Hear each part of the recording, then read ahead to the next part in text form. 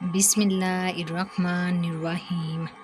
حضرت ابو ہریرہ رضی اللہ تعالیٰ عنہ سے روایت ہے کہ رسول اللہ صلی اللہ علیہ وسلم نے فرمایا، ہر اولاد اپنے والد کا بدلہ ادا نہیں کر سکتی سوائے اس کے کہ وہ اپنے والد کو غلام پائے پھر اسے خرید کر آزاد کر دے۔ اس حدیث مبارکہ میں نبی کریم صلی اللہ علیہ وسلم نے والد کی عظیم حق کو بیان فرمایا ہے۔ والدین نے اپنی اولاد کی پرورش، تعلیم، حفاظت اور راحت کے لیے بے شمار قربانیاں دی ہوتی ہیں، جن کا پورا بدلہ دینا کسی اولاد کے لیے ممکن نہیں۔ اس لیے ہر مسلمان کو چاہیے کہ وہ زندگی بھر اپنے والدین کی خدمت کرے، ان کا ادب کرے، ان کے لیے دعا کرے، ان کی ضروریات پوری کرے اور کبھی ان کا دل نہ دکھائے۔ والدین کی رضا اللہ تعالیٰ کی رضا کا سبب اور ان کی ناراضگی اللہ تعالیٰ کی ناراضگی کا سبب بن سکتی ہے، اس لیے ان کی خدمت کو اپنی زندگی کی بڑی سعادت سمجھنا چاہیے۔ حضرت ابو ہریرہ رضی اللہ تعالیٰ عنہ سے روایت ہے کہ رسول اللہ صلی اللہ علیہ وسلم نے فرمایا، جس شخص کو یہ پسند ہو کہ اس کی عمر میں برکت ہو اور اس کے رزق میں اضافہ ہو، اسے چاہیے کہ اپنے والدین کے ساتھ حسن سلوک کرے اور صلہ رحمی کرے۔ حوالہ: اس مضمون کی روایات مسند احمد اور دیگر کتب حدیث میں وارد ہوئی ہیں۔ سبق: والدین کی خدمت صرف آخرت کی کامیابی کا ذریعہ نہیں بلکہ دنیا میں بھی رزق، عمر کی برکت اور سکون قلب کا سبب بنتی ہے۔ جو شخص اپنے والدین کی عزت کرتا ہے، اللہ تعالیٰ اس کی زندگی میں خیر و برکت عطا فرماتا ہے۔ حضرت عبداللہ بن عمر رضی اللہ تعالیٰ عنہ سے روایت ہے کہ رسول اللہ صلی اللہ علیہ وسلم نے فرمایا، سب سے بڑی نیکی یہ ہے کہ آدمی اپنے والد کے دوستوں کے ساتھ بھی حسن سلوک کرتا رہے، والد کے انتقال کے بعد بھی۔ حوالہ صحیح حدیث نمبر 2552۔ سبق: والدین کی وفات کے بعد بھی ان کے دوستوں، رشتہ داروں اور عزیزوں کے ساتھ اچھا برتاؤ کرنا والدین کے ساتھ وفاداری اور حسن سلوک کا حصہ ہے۔ یہ عمل اللہ تعالیٰ کے نزدیک بہت محبوب ہے۔ حضرت ابو سعید خدری رضی اللہ تعالیٰ عنہ سے روایت ہے کہ ایک شخص نے عرض کیا، یا رسول اللہ صلی اللہ علیہ وسلم، کیا والدین کے انتقال کے بعد بھی ان کے ساتھ نیکی کرنے کا کوئی طریقہ باقی رہتا ہے؟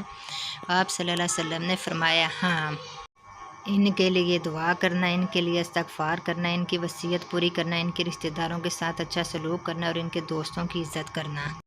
حضرت ابو بکر رضی اللہ تعالیٰ عنہ سے روایت ہے کہ رسول اللہ صلی اللہ علیہ وسلم نے فرمایا، کیا میں تمہیں سب سے بڑے کبیرہ گناہوں کے بارے میں نہ بتاؤں؟ صحابہ کرام نے عرض کیا، ضرور یا رسول اللہ صلی اللہ علیہ وسلم۔ آپ صلی اللہ علیہ وسلم نے فرمایا، اللہ کے ساتھ شرک کرنا اور والدین کی نافرمانی کرنا۔ پھر آپ صلی اللہ علیہ وسلم سیدھے ہو کر بیٹھ کر فرمایا، اور جھوٹی گواہی دینا یا جھوٹی بات کہنا۔ آپ صلی اللہ علیہ وسلم یہ بات بار بار دہراتے رہے، یہاں تک کہ صحابہ نے چاہا کاش آپ خاموش ہو جائیں۔ حضرت عبداللہ بن عمر رضی اللہ تعالیٰ عنہ سے روایت ہے کہ رسول اللہ صلی اللہ علیہ وسلم نے فرمایا، اللہ تعالیٰ کی رضا والد کی رضا میں ہے اور اللہ تعالیٰ کی ناراضگی والد کی ناراضگی میں ہے۔ حوالہ جامع ترمذی حدیث نمبر 1899۔ اس حدیث سے معلوم ہوتا ہے کہ والد کو خوش رکھنا اللہ تعالیٰ کو خوش کرنے کا ذریعہ ہے۔ جو شخص اپنے والدین کو راضی رکھنے کی کوشش کرتا ہے، وہ اللہ تعالیٰ کی رضا کا مستحق بنتا ہے۔ حضرت عبداللہ بن عمر بن العاص رضی اللہ تعالیٰ عنہ سے روایت ہے کہ رسول اللہ صلی اللہ علیہ وسلم نے فرمایا، اللہ تعالیٰ کی رضا والد کی رضا میں ہے اور اللہ تعالیٰ کی ناراضگی والد کی ناراضگی میں ہے۔ اس حدیث سے معلوم ہوتا ہے کہ والد کی عزت، خدمت اور خوشنودی حاصل کرنا اللہ تعالیٰ کی رضا کا ذریعہ ہے۔ جو شخص اپنے والدین کو خوش رکھنے کی کوشش کرتا ہے، اللہ تعالیٰ بھی اس سے راضی ہوتا ہے۔ حضرت اسماء بنت ابو بکر رضی اللہ تعالیٰ عنہ فرماتی ہیں کہ میری والدہ جو اس وقت مسلمان نہیں تھی میرے پاس آئیں۔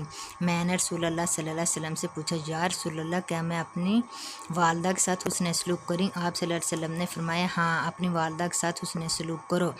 حوالہ صحیح بخاری حدیث نمبر 2620۔ صحیح مسلم۔ سبق: یہ حدیث ہمیں سکھاتی ہے کہ والدین کے ساتھ حسن سلوک ہر حال میں ضروری ہے، خواہ ان کے عقائد مختلف ہی کیوں نہ ہوں، جب تک وہ کسی گناہ کا حکم نہ دیں۔ حضرت ابو ہریرہ رضی اللہ تعالیٰ عنہ سے روایت ہے کہ رسول اللہ صلی اللہ علیہ وسلم نے فرمایا، باپ اپنے بیٹے کے لیے جنت کے درمیانی دروازوں میں سے ایک دروازہ ہے، لہٰذا اگر چاہو تو اس دروازے کی حفاظت کرو، اگر چاہو تو اسے ضائع کر دو۔ حوالہ جامع ترمذی حدیث نمبر 1900، سنن ابن ماجہ حدیث نمبر 3663۔ سبق: والد کی خدمت، ادب اور اطاعت جنت تک پہنچنے کا عظیم ذریعہ ہے۔ ایک سمجھدار مسلمان اپنے والدین کی خدمت کو سعادت سمجھتا ہے اور کبھی ان کی دل آزاری نہیں کرتا۔ حضرت انس بن مالک رضی اللہ تعالیٰ عنہ سے روایت کرتے ہیں کہ رسول اللہ صلی اللہ علیہ وسلم نے ارشاد فرمایا، اللہ تعالیٰ اس بندے سے بے حد خوش ہوتے ہیں جو لقمہ کھائے اور اس پر اللہ تعالیٰ کا شکر ادا کرے، یا پانی کا گھونٹ پیے اور اس پر اللہ تعالیٰ کا شکر ادا کرے۔ صحیح مسلم۔ رسول اللہ صلی اللہ علیہ وسلم نے فرمایا، اس شخص کی ناک خاک آلود ہو، اس شخص کی ناک خاک آلود ہو، پھر اس کی ناک خاک آلود ہو۔ سوال ہوا، اے اللہ کے رسول صلی اللہ علیہ وسلم، وہ کون شخص ہے؟ آپ صلی اللہ علیہ وسلم نے فرمایا، جس نے اپنے والدین کو یا ان میں سے کسی ایک کو بڑھاپے میں پایا اور ان کی خدمت کر کے جنت میں داخل نہیں ہو سکا۔ صحیح مسلم۔ حضرت معاویہ بن جماح رضی اللہ تعالیٰ عنہ روایت کرتے ہیں کہ جماح رضی اللہ تعالیٰ عنہ رسول اللہ صلی اللہ علیہ وسلم کی خدمت میں حاضر ہوئی اور عرض کیا، یا رسول اللہ، میں جہاد میں جانا چاہتا ہوں اور آپ صلی اللہ علیہ وسلم سے مشورہ لینے آیا ہوں۔ رسول اللہ صلی اللہ علیہ وسلم نے دریافت فرمایا، کیا تمہاری والدہ زندہ ہیں؟ انہوں نے عرض کیا، جی ہاں۔ آپ صلی اللہ علیہ وسلم نے فرمایا، پھر ان کی خدمت کو لازم پکڑو کیونکہ جنت ان کے قدموں کے نیچے ہے۔ سبق: یہ حدیث ہمیں بتاتی ہے کہ ماں کی خدمت، اطاعت اور احترام اسلام میں انتہائی بلند مقام رکھتا ہے۔ اگر والدین کو ہماری ضرورت ہو تو ان کی خدمت کرنا بہت بڑی عبادت ہے۔ جو شخص اخلاص کے ساتھ اپنی ماں کی خدمت کرتا ہے وہ اللہ تعالیٰ کی رضا اور جنت کے عظیم اجر کا مستحق بنتا ہے۔ اس لیے ہمیں چاہیے کہ زندگی بھر اپنے والدین کے ساتھ حسن سلوک کریں اور ان کے لیے دعا کریں اور کبھی انہیں تکلیف نہ پہنچائیں۔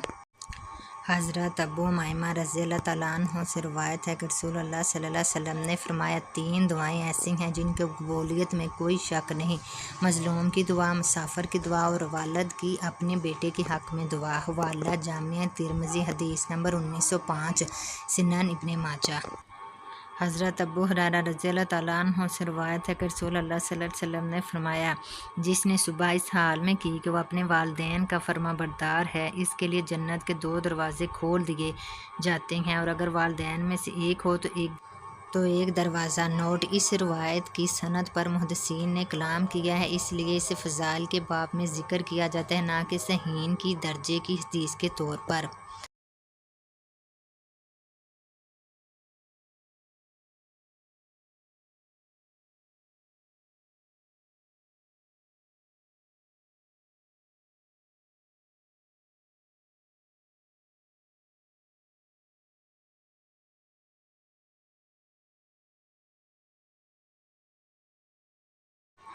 پیارے دوست، اگر آپ کو میری ویڈیو اچھی لگی تو ہمارے چینل کو لائک کریں، شیئر کریں، سبسکرائب کریں، بیل آئیکن دبائیں تاکہ ہر نئی ویڈیو کا نوٹیفیکیشن آپ کو مل